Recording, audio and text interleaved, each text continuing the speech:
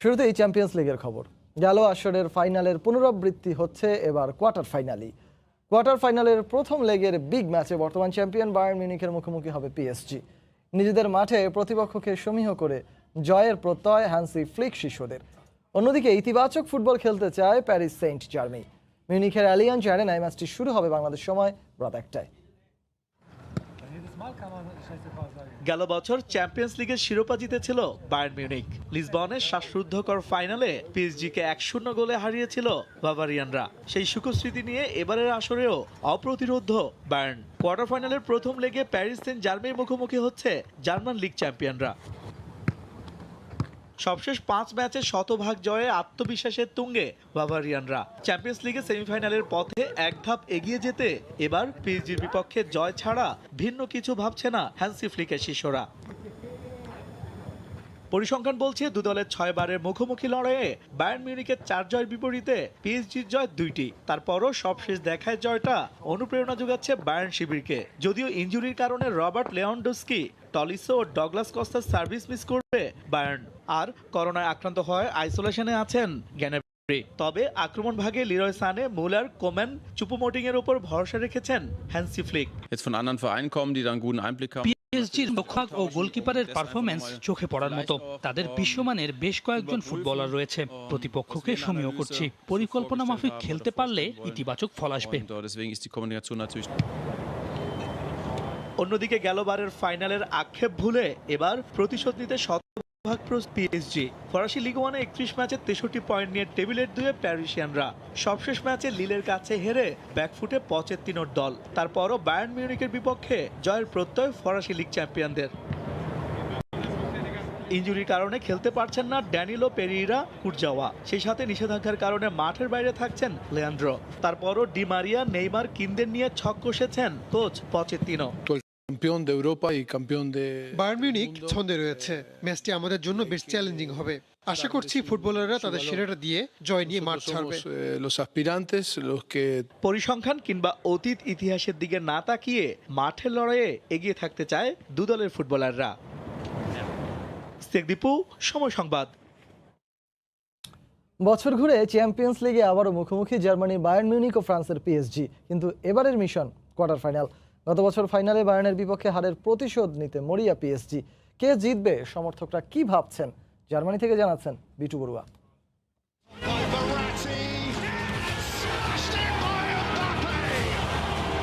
Champions লিগের quarter ফাইনালে আবারও হাড্ডাহাড্ডি লড়াইয়ে সামিল জার্মান ফুটবলের পরাশক্তি বায়ার্ন মিউনিখ ও বর্তমান সময়ের সেরা ফুটবল খেলোয়াড়দের নিয়ে গড়া আর্জেন্টাইন কোচ মরিসিও পচেত্তিনোর দল ফ্রান্সের প্যারিস সেইন্ট জার্মেই। কোয়ার্টার ফাইনালে প্রথম লেগের খেলা হলেও দু দলের দর্শকদের উন্মাদনার শেষ নেই।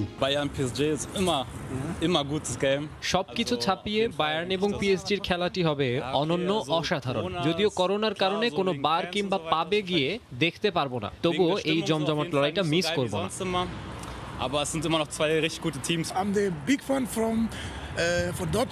আমি ডর্টমুন্ডের ফ্যান, কিন্তু বায়ার্নকেও ভালোবাসি। দুটো টিমই যথেষ্ট ভালো এবং তারা দারুণ ফুটবল খেলে।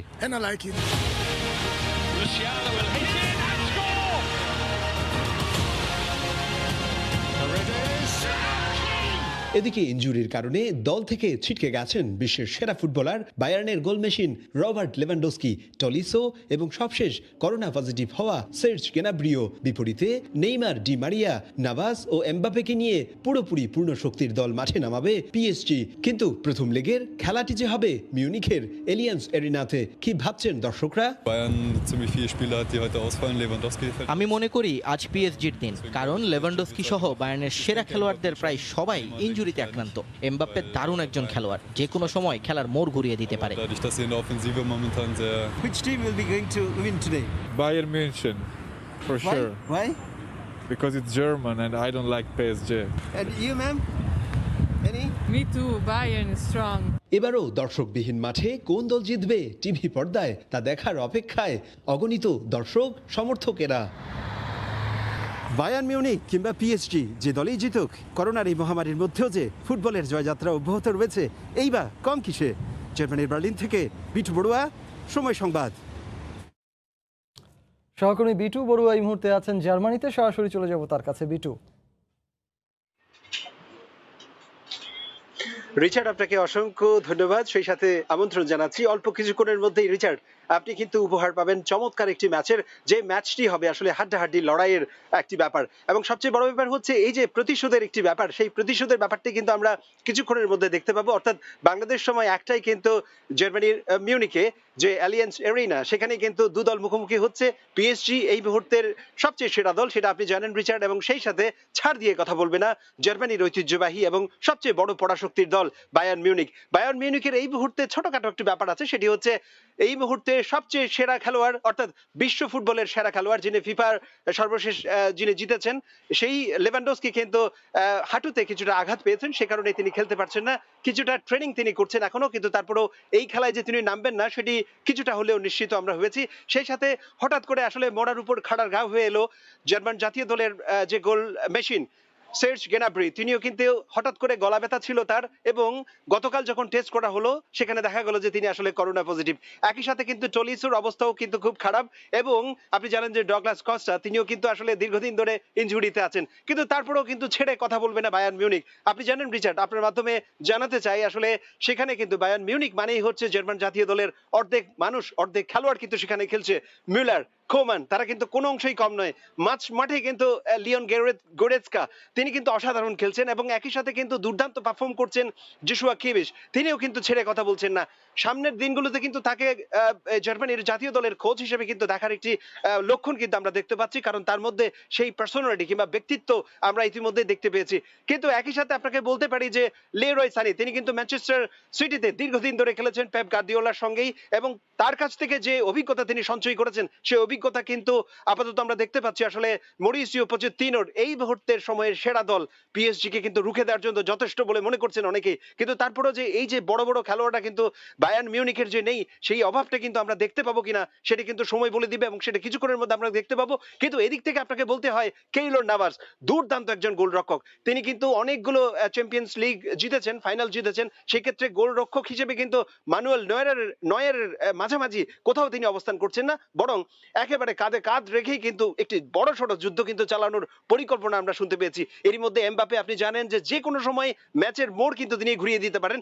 একই সাথে রিচার্ড, আপনার মাধ্যমে দর্শকদের একটুখানি জানাতে চাই, ডি মারিয়া অনেকেই মনে করেছিল রিয়াল মাদ্রিদে থাকা অবস্থায় তিনি হয়তো ফুরিয়ে গেছেন, কিন্তু কেন জানি এরপরে কিন্তু টোমাস টুখেল, যিনি জার্মান কোচ ছিলেন এর আগে, তার নেতৃত্বে কিন্তু তিনি দুর্দান্ত খেলেছেন এবং ফর্ম ফিরে পেয়েছেন। একই সাথে কিন্তু আপনাকে না বললেই নয়, নেইমার, তিনি কিন্তু গত ম্যাচের কিছুটা আমরা শুনতে পেয়েছি খেলবেন কি খেলবেন না, এই মধ্যে দিয়ে নেইমার কিন্তু এই ম্যাচে ফিরে আসছেন। সব মিলিয়ে দুর্দান্ত একটি হাড্ডাহাড্ডি জমজমাট লড়াই কিন্তু আমরা দেখতে পাবো। রিচার্ড, আপনাকে আমার সাথে যোগ দেওয়ার জন্য অনেক অনেক ধন্যবাদ জানাচ্ছি, একই সাথে আমন্ত্রণ জানাচ্ছি একটু পরেই নিশ্চয়ই আপনি এই খেলায় নিজেই যোগদান করবেন। রিচার্ড। বিটুবু, আমরা বুঝতে পারছি ম্যাচের আগে উত্তেজনা আপনাকে স্পর্শ করেছে। বায়ার্ন মিউনিখে আসলে মুলার, কোমেন, গোরেৎসকা যারাই খেলুক না কেন, তাদের বিশ্বসেরা সেই তারকা রবার্ট লেভানডস্কি অবশ্য খেলতে পারবেন না। পক্ষান্তরে পিএসজি কিন্তু পূর্ণ শক্তির দল পাচ্ছে। সেই চ্যাম্পিয়ন্স লিগের বিগ ম্যাচের আগে পিএসজি বনাম বায়ার্ন মিউনিখে, সেই ম্যাচের আগে সেখানকার সবশেষ খবরাখবর জানাতে জার্মানি থেকে আমাদের সঙ্গে যুক্ত হয়েছিলেন সহকর্মী বিটু বড়ুয়া। চ্যাম্পিয়ন্স লিগের রাতের আরেক ম্যাচে চেলসির প্রতিপক্ষ পোর্তো। কোয়ার্টারের লড়াইয়ে নামার আগে লিগ ম্যাচে হার পোড়াচ্ছে ইংলিশ জায়ান্টদের। অন্যদিকে নকআউটে ইউভেন্টাসের বধের আত্মবিশ্বাসে বলিয়ান পর্তুগিজরা। ম্যাচটি মাঠে গড়াবে বাংলাদেশ সময় রাত 1টায়। বড় বড় ম্যাচের ভিড়ে ক্যামেরা আর মিডিয়ার ঝলকানি অনেকটাই কম এই ম্যাচটাকে ঘিরে। ড্রয়ের পর থেকে আলোচনা একদম নেই বললেই চলে, কিন্তু আজ রেমন সানচেজ পিজুয়ানে ঠিকই আগ্রহ থাকবে ফুটবল সমর্থকদের। ল্যাম্পার্ডের বিদায়ের পর থেকেই উঠছিল চেলসি। টুখেলের গোল্ডেন টাচে একদম ভোজবাজির মতো বদলে গিয়েছিল ওয়েস্ট লন্ডনের ক্লাবটি। ইউসিএল আর কোনো পরীক্ষা নিরীক্ষা নয়, অভিজ্ঞ ও ম্যাচ উইনারদের শ্রীলঙ্কার বিপক্ষে টেস্ট স্কোয়াডে সুযোগ দেওয়া উচিত বলে মনে করেছেন সাবেক ক্রিকেটার ও আইসিসির ম্যাচ রেফারি নিয়ামুর রশিদ রাহুল। বৃহস্পতিবার 18 সদস্যের টেস্ট দল ঘোষণা করার কথা রয়েছে, যেখানে থাকতে পারেন 6 বিশেষজ্ঞ পেসার। স্পিনিং উইকেটে যা অযৌক্তিক বলে মত সাবেক পেসার মোহাম্মদ শরীফের। 4 বছর আগে কলম্বোতে শততম টেস্ট জয়ের স্মৃতি এখনো অমলিন। নিজেদের দুর্দিনে আবারও সামনে প্রতিপক্ষ শ্রীলঙ্কা। মুশফিক, হাসান মাহমুদ ও মাহমুদুল্লাহ রিয়াদের ফিটনেস রিপোর্ট হাতে এসে পৌঁছয়নি, যার জন্য টেস্ট দল ঘোষণার অপেক্ষাটা বাড়ছে। টেস্ট দলে কাদের সুযোগ মিলবে তা নিয়ে কাটাছেঁড়া হচ্ছে। 1 বছর পর মাহমুদুল্লাহ রিয়াদের টেস্ট দলে অন্তর্ভুক্তি বড় চমক হতে পারে। মিস্টার ডিপেন্ডেবল মুশফিক হাতের ইনজুরি থেকে সেরে উঠেছেন। করোনা মুক্ত হয়ে ফিট ওপেনার সাদমান ইসলাম, সাইফ হাসান ও হাসান মাহমুদ টেস্ট দলে ডাক পেতে পারেন। লঙ্কা টেস্টের জন্য 18 সদস্যের দল ঘোষণা করতে পারে বিসিবি। জোর গুঞ্জন দলে নেওয়া হতে পারে 6 পেসার, কিন্তু শ্রীলঙ্কার উইকেট ঐতিহ্যগতভাবেই হয় স্পিন সহায়ক। এমন উইকেটে যদি আসলেই পেসার নিয়ে দল সাজানো হয় তবে সেটা কতটা যৌক্তিক সে প্রশ্ন এসে যায়। ঘরে বাইরে শেষ 8 ম্যাচে জয় নেই টাইগারদের। কোচ থেকে সিনিয়র ক্রিকেটার সবাইকে পড়তে হচ্ছে প্রশ্নের মুখে। নিউজিল্যান্ডে লাস্টে খেলে আসছি, সেখানেই বা কয়জন পেস বোলার খেলানো হয়েছে। তো সেটা থেকে চিন্তা যদি করি, বাংলাদেশের condition Sri Lankan condition almost same, বরং আমাদের চাইতে ওইদিকে গরমটা একটু আরও বেশি, প্রচণ্ড তাপ থাকে। আর উইকেটগুলো তো আমরা বেশি নর্মালি আমরা জানি কী ধরনের উইকেট তারা করে থাকে। সব সময় আমরা ফ্ল্যাট ট্র্যাক দেখেছি, অনেক বেশি রান হয় উইকেটে, সেখানে পেস বোলারদের আসলে বেশি কিছু করণীয় থাকে না। তো সেই জায়গা থেকে সেটার দিকে চিন্তা করে 6 জন পেস বোলার যদি দুইটা টেস্টের জন্য বিবেচনা করা হয়, সেটা কতটুকু আইডিয়া এবং কতটুকু পারফেক্ট ডিসিশন, সেটা আমার মধ্যে একটু কনফিউশন আছে।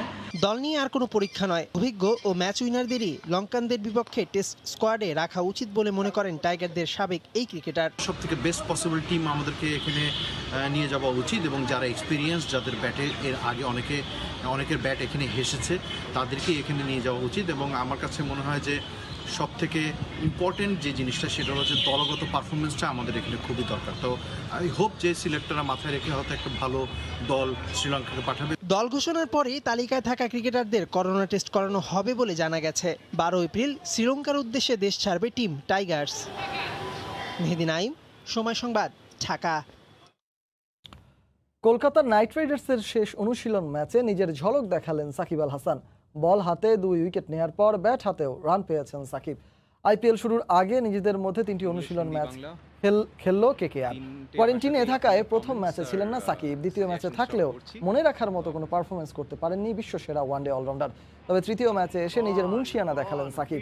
আজ টিম গোল্ডে নীতিশ রানার অধিনায়কত্বে মাঠে নামেন মিস্টার 75।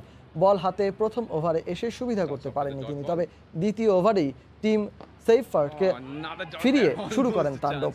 তৃতীয় ওভারে উইকেট না পেলেও রান আউট করেন বেন কাটিংকে। আর নিজের করা শেষ ওভারে পবন নেগিকে প্যাভিলিয়নের পথ দেখান সাকিব। নিজের চতুর্থ ওভারে 8 রান দিয়ে 2 উইকেট দখলে নেন তিনি। এর মাঝে 19টি ডট বল দিয়েছেন সাকিব আল হাসান। পরে ব্যাট হাতেও রান পেয়েছেন তিনি। 10 বলে করেছেন 17 রান।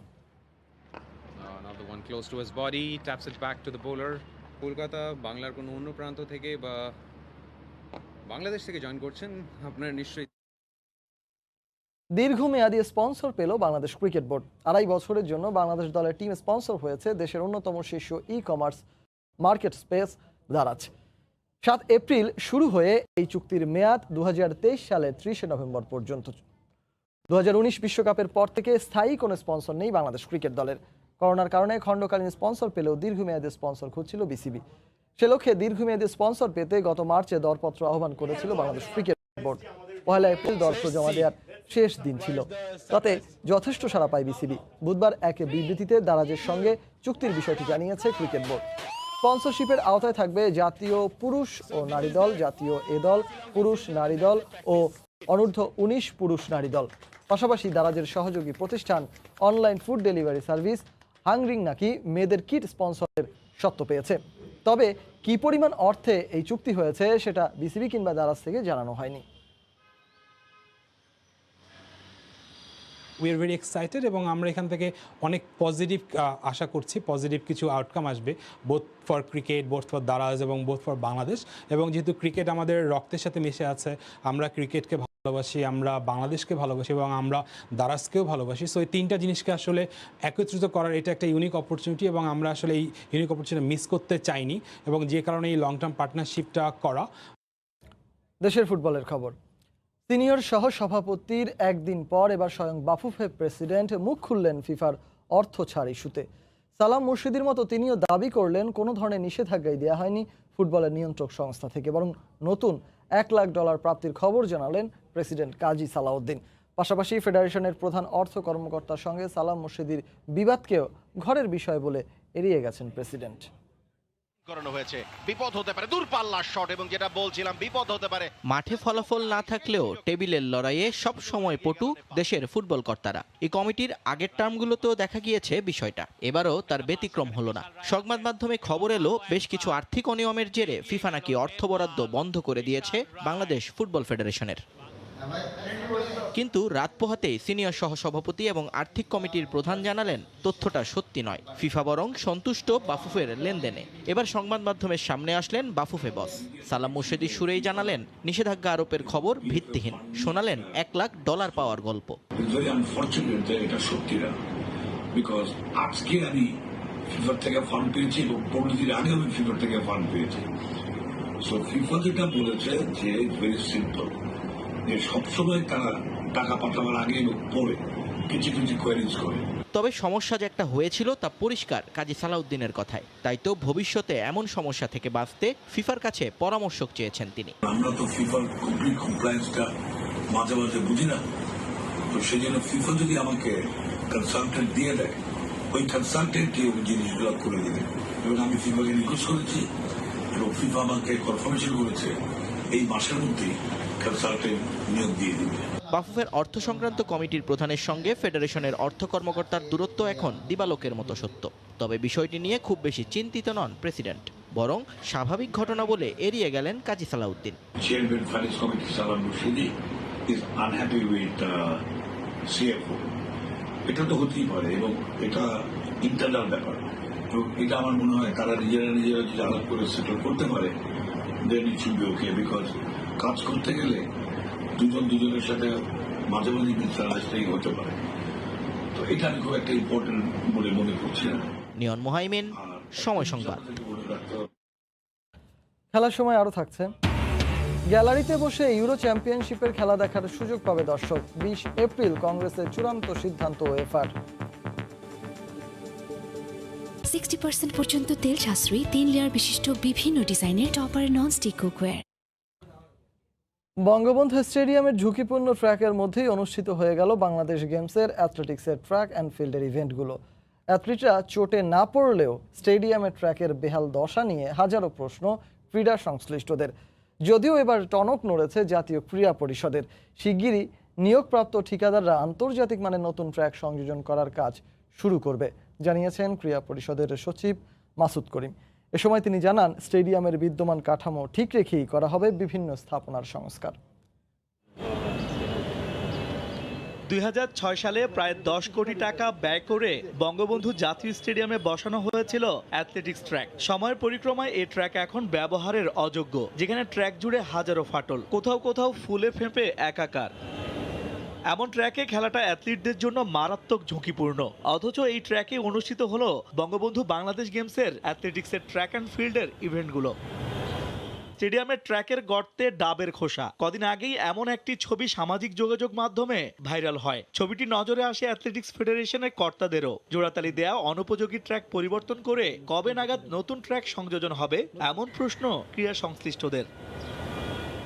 যদিও বঙ্গবন্ধু স্টেডিয়ামের গ্যালারি, মাঠ, অ্যাথলেটিক্স ট্র্যাক সহ বিভিন্ন স্থাপনা সংস্কারের জন্য প্রায় 100 কোটি টাকা বরাদ্দ দিয়েছে সরকার। এর মধ্যে আন্তর্জাতিক মানের ট্র্যাক বসাতে ঠিকাদার নিয়োগ দিয়েছে জাতীয় ক্রীড়া পরিষদ। ইতিমধ্যে বঙ্গবন্ধু জাতীয় স্টেডিয়ামের আমাদের দরপত্র প্রক্রিয়া বিধি মোতাবেক সম্পন্ন হয়েছে এবং সহসাই যারা নিয়োগপ্রাপ্ত ঠিকাদার তারা কাজ শুরু করবে। আন্তর্জাতিক মানসম্পন্ন ট্র্যাক যাতে সংযোজন হয় সে বিষয়ে আমরা দৃষ্টি রাখছি। আমরা এই মানসম্পন্ন ব্যতীত আমরা এগুলো সংযোজন করার প্রশ্নই আসে না। আমরা উপযুক্ত কোয়ালিটি দেখেই এখানে এই ট্র্যাকগুলো সংযোজন করা হবে। দেশের খেলাধুলার প্রধান ভেন্যু বঙ্গবন্ধু জাতীয় স্টেডিয়াম। 100 কোটি টাকা ব্যয়ে আগামী 2022 সালের জুনের মধ্যে নতুন রূপে দাঁড়াবে এই ঐতিহ্যবাহী স্টেডিয়ামটি। দীপু, সময় সংবাদ, ঢাকা। নবম বাংলাদেশ গেমসে ভারোত্তোলনে নতুন জাতীয় রেকর্ড গড়লেন মাবিয়া আক্তার সীমান্ত। আনসারের এই ভারোত্তোলক 64 কেজি ওজন শ্রেণীতে 181 কেজি তুলে স্ন্যাচ, ক্লিন অ্যান্ড জার্ক ও মোট ওজনে স্বর্ণ জয় করেন। এছাড়া বিভিন্ন ওজন শ্রেণীতে রেকর্ড হয়েছে আরও 5টি। টানা 2 এসএ গেমসে স্বর্ণ জয় করা মাবিয়া এখন স্বপ্ন দেখছেন অলিম্পিকে অংশগ্রহণের। টানা টানা 2 এসএ গেমসে ভারোত্তোলনে স্বর্ণ জয়। মাবিয়া আক্তার সীমান্ত দেশের গণ্ডি পেরিয়ে আন্তর্জাতিক অঙ্গনেও খেলাটির বড় তারকা। বঙ্গবন্ধু বাংলাদেশ গেমসের ভারোত্তোলন 2 দিন আগে শুরু হলেও সবার নজর ছিল সীমান্তর দিকে। বুধবার মাবিয়া পদক জয়ের লড়াইয়ে নামেন। গেল এসএ গেমসে পদকজয়ী অনেক অ্যাথলিটই এবারের বাংলাদেশ গেমসে ব্যর্থ হয়েছেন, তবে মাবিয়া ব্যতিক্রম। ময়মনসিংহের জেলা জিমনেশিয়ামে নারীদের 64 কেজি ওজন শ্রেণীতে বাংলাদেশ আনসারের এই ভারোত্তোলক পেয়েছেন প্রত্যাশিত সাফল্য। 3 বছর আগে গড়া নিজের রেকর্ড ভেঙেছেন স্বর্ণ জয়ের মধ্য দিয়ে। 64 কেজি ওজন শ্রেণীতে স্ন্যাচ এবং ক্লিন অ্যান্ড জার্কে রেকর্ড গড়ে মোট 181 কেজি তুলেছেন মাবিয়া। এর মধ্যে স্ন্যাচে 80 কেজি এবং ক্লিন অ্যান্ড জার্কে 101 কেজি তোলেন তিনি। 2018 সালে আন্তঃসার্ভিস ভারোত্তোলনে 179 কেজি তোলা মাবিয়া এবার নিজেরই রেকর্ড ভেঙে তুললেন 2 কেজি বেশি। স্বর্ণজয়ের আনন্দ তো ছিল, এখন মাবিয়া দেখছেন বড় স্বপ্ন। আমার কোচকে আসলে ধন্যবাদ দেওয়া উচিত যে উনি এত ভালো প্রিপারেশন না হওয়ার পরেও আমাদেরকে এত পরিস্থিতি খারাপের মধ্যেও আমাদের ট্রেনিং করিয়েছেন। চেষ্টা করেছিলাম যেন এই রেকর্ডটা ব্রেক করতে পারি। এর আগে 79 আর হচ্ছিল 100 ছিল, এবার 80 আর 101 করে রেকর্ড ব্রেক করেছি এবং আমি চাই যে নিজেকে বাংলাদেশের সবচেয়ে এমন একটা জায়গায় দেখতে চাই ওয়ার্ল্ড ওয়াইজ যে অলিম্পিক খেলার পর কোনো প্লেয়ারের কোনো এম থাকে না। তো আমার অলিম্পিকে আমার ড্রিম আছে এবং 3rd সাউথ এশিয়ান গেমসে আরেকটা গোল্ড মেডেল পাওয়া, তাহলে হ্যাট্রিক হবে। একই ইভেন্টে রৌপ্য জিতেছেন বাংলাদেশ সেনাবাহিনীর মিলা আক্তার 132 কেজি তুলে, আর সিপাহীবাগ যুব সংঘের লাবনী আক্তার ব্রোঞ্জ জিতেছেন মোট 116 কেজি উত্তোলন করে।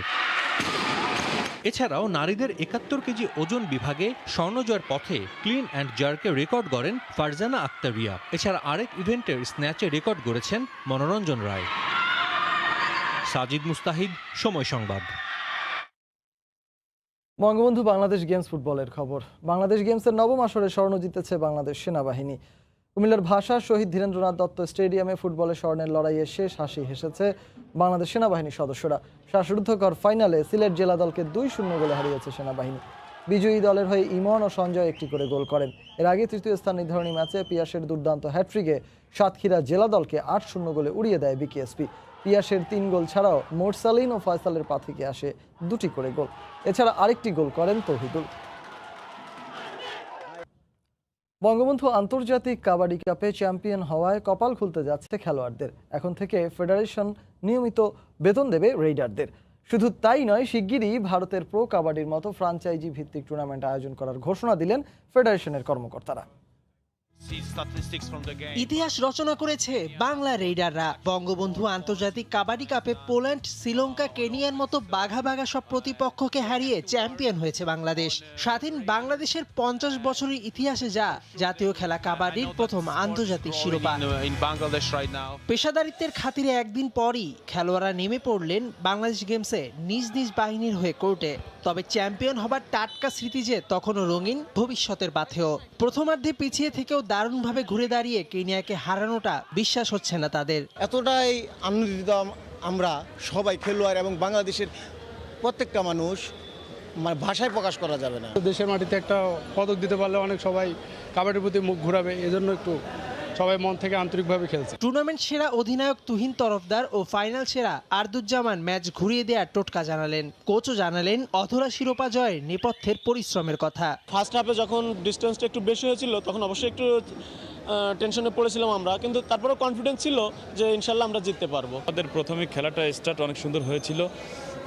5 মিনিট পরে আমাদের অনেক ভুল হতে শুরু করে। হাফ টাইমের পরে আপনার মাঠে নামার পরে আমি প্রথম রেড করি এবং প্রথম রেডে পয়েন্ট হয় এবং এই যে টার্নিং পয়েন্টটা আসে, এই টার্নিং পয়েন্ট থেকে আব্দুজ্জামান ভাই এবং আমার সতীর্থ প্লেয়ার যারাই ছিল সবাই আমাকে অনেক হেল্প করে এবং ইনশাল্লাহ সবার খেলা পারফরমেন্স শো করে আমরা চ্যাম্পিয়ন হই। পোক্ত খেলোয়াড়রাই এখানে আমরা সুযোগ দিয়েছি এবং তারা সুযোগ পেয়েছে এবং সুযোগের সদ্ব্যবহার করেছে। ভারতের প্রো কাবাডি ক্রিকেটের পর সবচেয়ে বেশি জনপ্রিয় ওদের দেশে। পাকিস্তানেও কাবাডি সমানভাবে জনপ্রিয়। টাকার ঝনঝনানিও আছে বেশ, কিন্তু বাংলাদেশে টুর্নামেন্টগুলোই যেন ঠিক মতো মাঠে গড়ায় না। তবে এই অর্জনের পর কপাল খুলতে যাচ্ছে খেলোয়াড়দের। প্রত্যেকে এখন থেকে বেতন পাবেন বলে জানিয়েছে ফেডারেশন। শিগগিরই ভারতের মতো প্রিমিয়ার লিগ চালুর সিদ্ধান্ত চূড়ান্ত। তাদেরকে মাসিক হিসেবে কিছু অনারিয়াম দিবে, এই জন্য যেন ছেলেমেয়েরা খেলার প্রতি বেশি উৎসাহিত হয়। ইতিমধ্যে ঘোষণা হয়েছে প্রো কাবাডির মতো বাংলাদেশও এটা করা হবে। অলরেডি হাবিব স্যার ঘোষণা দিয়েছে যে প্রো কাবাডির মতো বাংলাদেশে আমরা করব, অবশ্যই হবে। বঙ্গবন্ধু কাপ কাবাডির ট্রফিকে ঘিরে নতুনভাবে জেগে উঠবে জাতীয় খেলা কাবাডি, এমন স্বপ্ন দেখতে শুরু করেছে কাবাডি প্রেমীরা। মেহেদী নাইম, সময় সংবাদ, ঢাকা। আবারও চ্যাম্পিয়ন্স লিগ প্রসঙ্গ। কোয়ার্টার ফাইনালের প্রথম লেগের ম্যাচে ঘরের মাঠে প্রত্যাশিত জয় পেয়েছে Spanish club Real Madrid.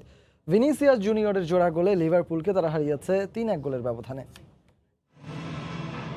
Champions লিগে রিয়াল মাদ্রিদের সামনে যেন অপয়া লিভারপুল। ইংলিশ ক্লাবটির স্বপ্নভঙ্গের শুরু 2018 সাল থেকে। সেবার শিরোপার স্বপ্ন ধূসর করে দেয় জিদানের মাদ্রিদিস্তারা। সেই ম্যাচের ফলটা আরও একবার সামনে আসলো এবার কোয়ার্টার ফাইনালের ম্যাচে। স্তাদিও আলফ্রেদো দা স্টেফানুতে যেখানে ইউর্গেন ক্লপ নেমেছিলেন প্রতিশোধ নিতে, সেখানে আরও একবার হতাশা সঙ্গী হলো ইংলিশদের। শুরু থেকে আক্রমণাত্মক কৌশল জিনেদিন জিদানের, যদিও এদিন নিয়মিত অধিনায়ক সার্জিও রামোস ছিলেন না একাদশে। রক্ষণভাগের এই অতন্ত্র প্রহরীর ঘাটতি বুঝতে দেয়নি দল। তারেক হাসান শিমুল, সময় সংবাদ। আরেক ম্যাচে জয় পেয়েছে English club Manchester city. Quarter ফাইনালে বরুশিয়া ডর্টমুন্ডকে 2-1 গোলে হারিয়েছে তারা। জার্মান ক্লাব বরুশিয়া ডর্টমুন্ডের মুখোমুখি ইংলিশ ক্লাবটি। নামে ভারে ফেভারিটের তকমাটা সিটিজেনদের গায়ে। ম্যাচটা চ্যাম্পিয়ন্স লিগের মঞ্চ বলেই ভয়টা থেকেই যায়, কারণ লিগে দুর্দান্ত সময় কাটালেও এখন পর্যন্ত ইউসিএল এর ফাইনাল খেলা হয়নি ম্যানচেস্টার সিটির। ফাইনালের পথে এগিয়ে যাওয়ার ম্যাচে দুরন্ত জেসুস মেন্ডিরা। শুরু থেকে আক্রমণের পসরা সাজায় ম্যানচেস্টার সিটি। অবশ্য রক্ষণভাগ বেশ শক্ত রাখার চেষ্টা করেছে জার্মান ক্লাব।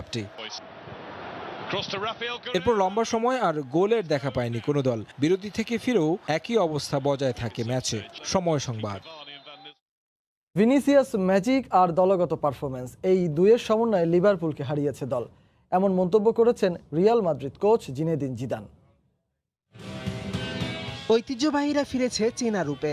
ইউরোপ শ্রেষ্ঠত্বে 13টি শিরোপা যাদের ঘরে, জয়ের নেশা যে তাদের রক্তবিন্দুতে। লালিগায় ভালো মন্দ ফলাফল করা দলটা 3-1 গোলে লিভারপুলকে হারানোয় আত্মবিশ্বাস বেড়েছে।